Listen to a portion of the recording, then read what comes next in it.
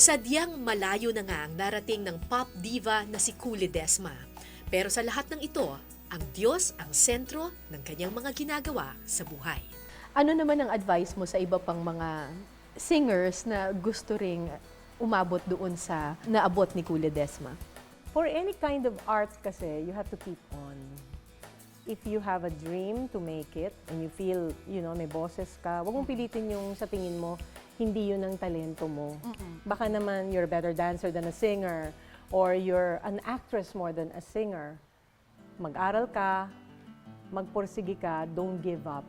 Just because somebody tells you na, ay, hindi ka yata ganito, ganyan, no? Wag kang, don't fall apart just because you're being criticized, or you're not making it yet. You just have to keep on.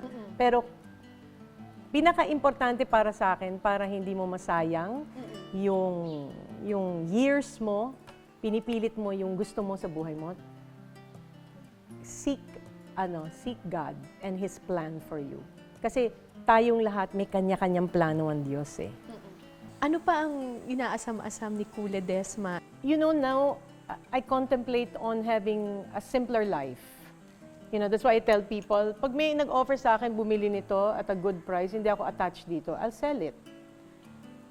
Will I move to another project? Only God knows. Yung dream ko is really to be focused on helping people more on the spiritual side.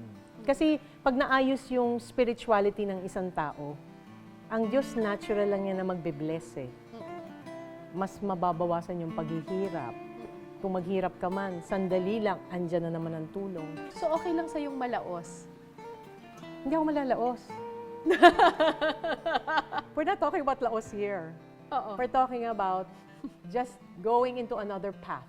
Bakit And yet still using what I have. For example, the talent that God gave me for painting or singing. Sa pagkanta ko, na-widen niya yung territory ko eh. Ang dami ko nakikilalang tao. Right. And He gives me the opportunity to share Christ with them. So basically, that's the plan of God eh. In your popularity, the Use day it. that when you truly find Christ, you will use it for your people, for when you go to other places. So ngayon, hindi na natatakot malaos si Cool Ledesma at hindi ka malalaos? Hindi malalaos. Oo. Walang laos na mga anak ng Diyos. Kasi lagi kanyang gagamitin. Palagi kang sikat. Lagi kang sikat. Parang sikat ng araw.